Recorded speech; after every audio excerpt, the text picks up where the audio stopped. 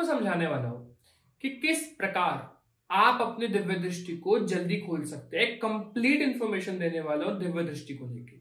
यानी कि अगर आप ये वीडियो पूरी तरीके से देख लेते हैं और समझ लेते हैं तो इतनी गारंटी है कि आपको कहीं और जाने की जरूरत नहीं पड़ने वाली है, क्योंकि इसमें मेरे खुद के एक्सपीरियंस कि किस प्रकार मैंने अपने दिव्य दृष्टि को खोला है, या फिर जो लोग मुझसे जुड़ के मेडिटेशन क्लासेस लेते हैं उन लोगों की खुली है। हम सबका एक कंबाइंड कंक्लूजन रहेगा, एक कंप्लीट टेक्निक रहेगी जो हमें फॉलो करनी होती है, और सारे इंपॉर्टेंट पॉइंट्स जो कि मैं आपको आज बताने वाला हूं सारे के सारे हम कवर करने वाले हैं। साथ ही में जो जो चीजें इंपॉर्टेंट है दिव्य दृष्टि के लिए, ऐसी बातें जो आपको इंसान नहीं बताते हैं, जिनकी दिव्य दृष्टि खुली है, कुछ ऐसे राज होते हैं, उनके ऊपर भी आज हम बात करेंगे। शुरू करते हैं इस छोटी सी प्यारी सी वीडियो को जो कि आपको देने वाली है बहुत सारी इंफॉर्मेशन। जय माता दी आप सभी को। यू आर वॉचिंग मां आदिशक्ति मेडिटेशन केंद्र एंड हम सबके छोटे से प्यारे से यूट्यूब चैनल में आप सभी लोगों का हार्दिक स्वागत है। मैं आपके लिए कुछ नोट्स बना के बैठा हूं। अभी नोट्स इसीलिए है क्योंकि जब मैं बोलना शुरू करता हूं तो कुछ पॉइंट्स ऐसे हैं जो मुझे आपको बताने होते हैं बट मैं भूल जाता हूं, तो मैंने छोटे छोटे पॉइंटर्स मार्क कर लिए आपको सारी इंफॉर्मेशन देने के लिए, ताकि ना मैं भटकूं और ना ही आपको आधी अधूरी जानकारी मिले। सबसे पहला पॉइंट हम लेते हैं, अगर आप दिव्य दृष्टि खोलना चाहते हैं तो एक मंत्र से काम नहीं चलेगा। दिव्य दृष्टि खोलने के लिए एटलीस्ट आपको 2 से 3 मंत्र चाहिए होंगे विद अपोजिट एनर्जी। सबसे पहली टेक्निक, अब कुछ एग्जांपल देता हूं मैं आपको अपोजिट एनर्जीज के बारे में। देखो, आप सभी को पता है कि हमारी कुंडलिनी के 7 चक्र है, ठीक है, जिसमें से छठा चक्र जो कि हमारे दोनों आंखों के मध्य भाग जहां बिंदु लगाते हैं यहां पर आपको मिलेगा, जिसे हम लोग आज्ञा चक्र कहते हैं और जहां पर हमारी थर्ड आई होती है।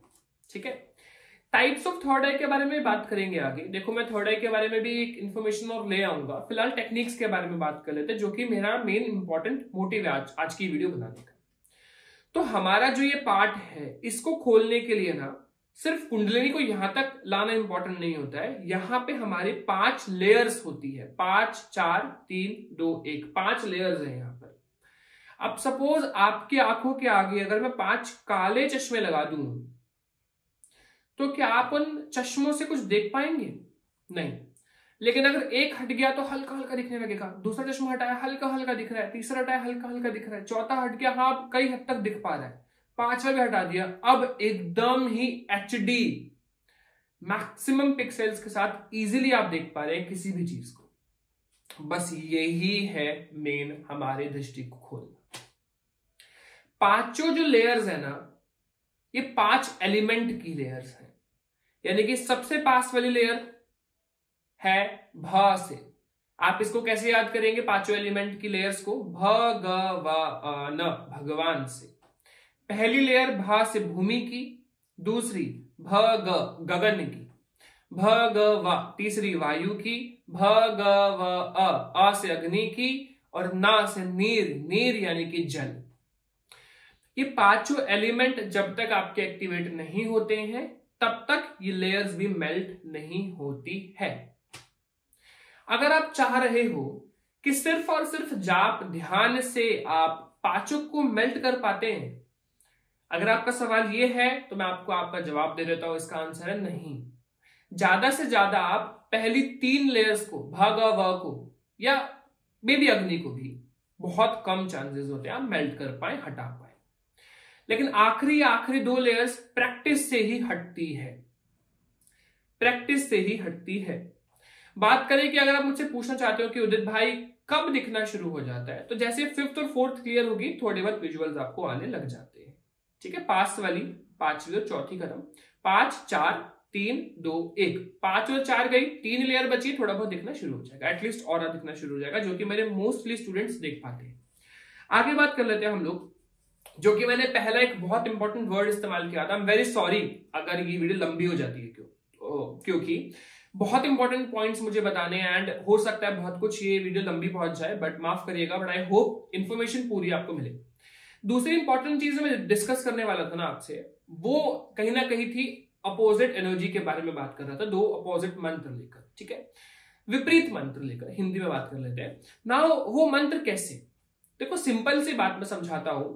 अगर कोई ये कहता है सिर्फ ओम नमः शिवाय कर लीजिए दृष्टि खुल जाएगी, तो क्वाइट इम्पॉसिबल। बट हाँ ठीक है, कुछ केसेस में हम लोग कह देते हैं ठीक है भाई हो भी सकता है, भगवान चाहे तो कुछ भी कर सकते हैं। बट अगर साइंटिफिक वे से हम जा रहे हैं तो कहीं ना कहीं हमें थोड़ा सा ध्यान देना पड़ता है। कहते हैं ना कि 12th पास करनी है तो कुछ तो सिर्फ गवर्नमेंट की जो बुक्स आती है एनसीईआरटी उसको फॉलो कर रहे होते हैं सीबीएसई की, कुछ होते हैं एक्स्ट्रा बुक्स भी पढ़ लेते हैं टॉप करने के लिए, कुछ सिर्फ नॉर्मल बुक पढ़ के टॉप कर जाते हैं। तो ऐसा जरूरी नहीं है, बट हाँ करेक्ट टेक्निक जो मेरे द्वारा बताई जाती है और आप लोगों को अभी बताने वाला हूं उसका आप ध्यान जरूर रखिए। विपरीत मंत्र से मेरा मतलब है एक मस्कुलिन एनर्जी का मंत्र ले लीजिए जो कि शिव तत्व से जुड़ा हो, और एक ले ले आप शक्ति तत्व का मंत्र। जैसे आप चाहें तो ओम नमः शिवाय और साथ में ओम ऐं ह्रीं क्लीं चामुंडाय विच्चे जो कि नवार्ण मंत्र है हमारा, नवाक्षरी है, उसमें लगे हैं अक्षर और उसका वो मंत्र बना है, और हमारा ओम नमः शिवाय षडाक्षरी मंत्र हो गया। अब आप ये नहीं करना चाहते हैं तो सेम आपने ले लिया ओम नमो भगवते वासुदेवाय नमः और साथ में आपने कर लिया नवार्ण मंत्र, या आपने कर लिया मां काली का बीज, या आपने कर लिया मां दुर्गा का बीज मंत्र, कोई प्रॉब्लम नहीं। हनुमान जी का कर लीजिए, फिर आप हनुमान जी का कर रहे हैं तो साथ में आपने ले लिया एक फेमिनिन एनर्जी का मंत्र। आप चाहे वो आप माता लक्ष्मी का ले लें, चाहे वो माता सरस्वती का ले लें, या नवार्ण मंत्र ले लें, इसमें तीनों की ही बीज है। लेकिन दोनों एनर्जी को आपस में आपको क्लैश कराना पड़ेगा। जब वो आपस में एनर्जी जुड़ने लगेगी आपके अंदर तो आपकी एनर्जी स्टेबल होगी। मैं आपको कारण समझाता हूं, देखो कारण मैं आपको क्या समझा रहा हूं, ध्यान से सुनिएगा। आपको अगर ये लग रहा है कि आपकी कुंडलिनी शक्ति की एक ही तार है जो आज्ञा चक्र तक जा रही है तो ये गलत है। कुंडलिनी टोटल 5 तारों से मिलकर बनती है और फिर उठती है पूरी तरीके से। आपके हर चक्र के अंदर जब तक 5 ऊर्जा नहीं पहुंच जाती वो चक्र पूरी तरीके से साफ नहीं होता है। लेकिन हाँ अगर 2 भी तारे पहुंच गई तो वो चक्र उठ जाता है, अगले चक्र को जागृत होने की आज्ञा दे देता है। ध्यान से समझना, अगली बार मैं कोशिश करूंगा कुछ ऐसा लेके बैठो ड्राइंग करके समझा सकूं, फिलहाल मैं समझा देता हूं आपको। सपोज आप सोचिए ये एक चक्र है, ठीक है, और इससे ऊपर वाला एक और चक्र है।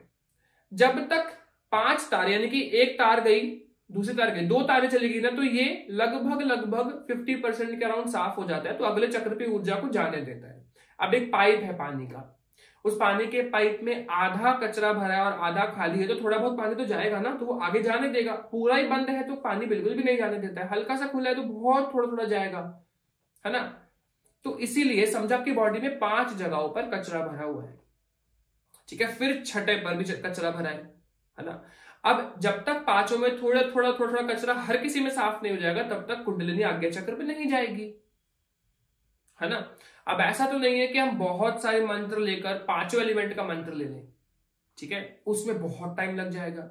इसलिए 2 ही एलिमेंट का मंत्र आप लें। जैसे कि एक आपने ले लिया शिव जी का जो कि ज्यादातर केसेस में आपको वाटर एलिमेंट की एनर्जी प्रोवाइड करता है, शांत एनर्जी, पीसफुल एनर्जी, इसलिए लोगों को ओम नमः शिवाय करते वक्त बॉडी में ठंडी लग सकती है।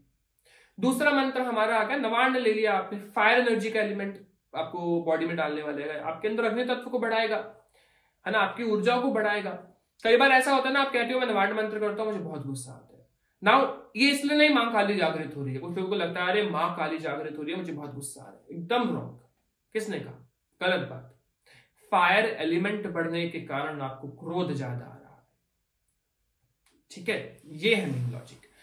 तो अपोजिट एनर्जी लेनी है। होप मैं आपको समझा पाया और नहीं समझ में आया होगा कोई दिक्कत नहीं, नेक्स्ट टाइम मैं कुछ एकदम प्रॉपर तरीके से आपको समझा दूंगा, कोई दिक्कत नहीं, फिलहाल मैं इतना बता दूंगा आपको, ठीक है। लेयर्स भी आप समझ पाए हो परमानेंट अच्छे तरीके से, आप लेयर्स को भी आई होप समझ पाए हो। नेक्स्ट टाइम मैं कुछ ना कुछ लेके बैठूंगा और आपको समझाऊंगा। अब जब मैंने आपको कुंडलिनी के बारे में बताया तो ये बात आप समझ गए होंगे कि दृष्टि खोलने के लिए कुंडलिनी का महत्व बहुत बड़ा है और बहुत इंपॉर्टेंट है। क्योंकि अगर कुंडलिनी का महत्व नहीं समझ पा रहे हो आप तो आपकी दिव्य दृष्टि नहीं खुलने वाली है। क्योंकि ऊर्जा को यहां तक पहुंचाने के लिए नीचे के चक्र का जागृत होना जरूरी है। सबसे नीचे का मूलाधार रूट चक्र, रूट मतलब जड़ें, यही वो जगह है जहां से सारी ऊर्जा खिंचती है ऊपर की तरफ। जड़ मजबूत नहीं तो पेड़ गिर जाएगा कभी भी। उसके बाद आपका स्वाधिष्ठान, मणिपुर, हृदय चक्र, हृदय चक्र के बाद विशुद्धि चक्र, गले का चक्र, फिर आपका आज्ञा चक्र, आपको आज्ञा मिल जाना देखने की, ठीक है। तो ये पांचों को जागृत करने के लिए पांचों एलिमेंट का संतुलित होना बहुत बहुत बहुत जरूरी होता है। ये बात आपको कहीं पर भी किसी ने नहीं बताई है, ठीक है, लेकिन मुझे आपको बतानी पड़ेगी क्योंकि मैं चाहता हूं कि आप सब भी स्पिरिचुअली डेवलप हो, ठीक है, और आगे बढ़े। आगे जो मैं आपको बताना चाहूंगा, जो कि मैं नोट करके बैठा हूं, हाँ, एक प्रश्न मैंने ये भी लिखा था आपके थंबनेल में कि समय कितना लगता है, आपको कितना समय लगा, मुझे कितना समय लगा, मेरे स्टूडेंट्स को कितना समय लगा। देखो ये डिपेंड करता है कि आपने किस स्टेज पर थे और कब मेरे से जुड़कर प्रैक्टिस शुरू की या कब खुद से प्रैक्टिस शुरू की। अगर मैं एक 0 लेवल के इंसान की बात करूं, जैसे कि मैंने अगर 0 पे शुरू किया था, तो लगभग 6 से 7 महीने यानी 6 महीने तक, 5 से 6 महीने तक या 7 महीने तक आप दिव्य दृष्टि को कई हद तक 2 लेयर तक साफ कर पाते हो।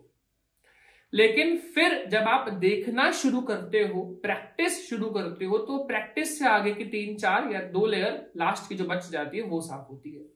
उनको आप सिर्फ और जाप ध्यान से नहीं कर सकते। जाप ध्यान के साथ साथ अगर आप देखने की प्रैक्टिस नहीं करोगे तो वो साफ नहीं होगी। अगर आप सोच रहे हो कि पहली चेकिंग आप कर रहे हो और आप सब देख के सामने वाले का बता दो, नो, कुछ चीजें आप एक्सपीरियंस के साथ सीखते हैं, है ना। तो जो लोग मुझसे बहुत समय से जुड़े हैं ना, वो ये बात नोटिस करेंगे कि जब वो पहली बार उन्होंने दिव्य दृष्टि से देखा था और वो अब देखते हैं तो दोनों में काफी अंतर आता है। पहले उन्हें इतना क्लियर नहीं दिखता था, अब उन्हें क्लियर दिखता है। और जब आप और प्रैक्टिस करने लगेंगे 1, 2, 4 महीने में, तो आप बिल्कुल परफेक्ट देख पाएंगे। कुछ लोग ऐसे भी देख पाते हैं कि उनको आंखें खोलने की, आंखें बंद करने की जरूरत नहीं है, खोल के ही आपको ऐसे ही बता देते हैं।